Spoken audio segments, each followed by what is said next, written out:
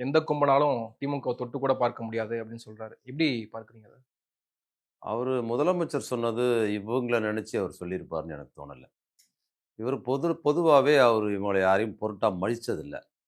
ஆ இவர மட்டும் இல்ல, இதுக்கு முன்னாலே அவரு 2018ல ஆகஸ்ட் 28ஆம் தேதி தலைவரா பொறுப்பேற்றதிலிருந்து, அன்னைக்கும் இது மாரி சூப்பர் ஸ்டார் ரஜினிகாந்த் கடுமையா பேசினாரு. அவர பத்தி ஒரு வார்த்த பேசல.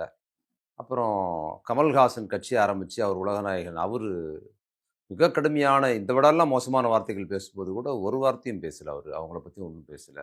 தினகரன் பேசினாரு, அன்புமணி பேசினாரு, அப்புறம் இந்த நாம் தமிழர் சீமான் பேசினாரு. நெறைய பேர் அவர பத்தி பேசிட்டு இருக்கிறாங்க. ஆனா, அவர் யார பத்தியுமே பேசினதில்ல.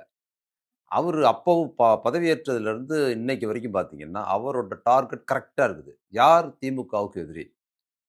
ச ஐடியாலஜி ரீதியாவும், சமூக ரீதியாவும், அரசியல் ரீதியாவும் யார் எதிரி அப்டின்னா 2 பேர தான் அவர் எப்பயுமே வரையறுக்கிறார். ஒண்ணு பாஜக, இன்னொன்னு அதிமுக.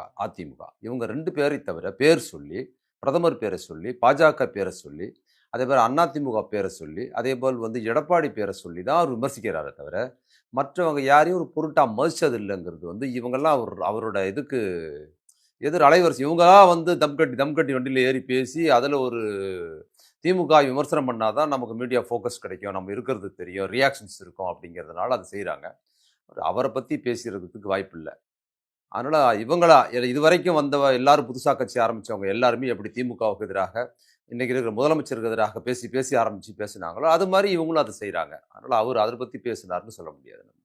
இதுல இன்னொரு பக்கம் மக்கள் மத்தியில விஜய்க்கான ஆதரவு இருக்கு. எங்களுக்கான ஆதரவு இருக்கு. நாங்க உண்மையாக இருக்கிறோம்.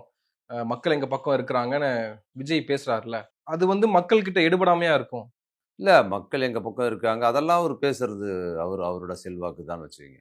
அவர் கட்சி ஆரம்பிக்க முன்னமே இருந்தா தானே பேசுறாரு. மக்கள் எங்க பக்கம் இருக்கிறாங்க அப்படிங்கிறது சினிமால டயலாக் வச்சாரு. ஜெயலலிதா இருக்கும்போதே அடுத்த தலைவான்னு பேர் வச்சாரு. அப்போ இருந்தே இத சொல்லிட்டு தானே சினிமாவிலும் சொல்றாரு, வெளியிலும் பேசுறாங்க. இப்ப கட்சி ஆரம்பிச்சு மக்கள் எங்க பக்கம் இருக்கிறாரு அப்படின்னு அவர் சொல்றது எல்லாம் நமக்கு பிரச்சனை இல்ல. ஆனா திராவிட முன்னேற்ற கழகம் குறித்து அவங்க பேசுற அவதூறுன்னு ஒண்ணு இருக்குல்ல. அவங்க கட்சி ஆரம்பிச்சது நாங்க பாஜக எங்களுக்கு கொள்கை எதிரி, இது அரசியல் எதிரிலாம் ஏதாவது சொன்னாரு.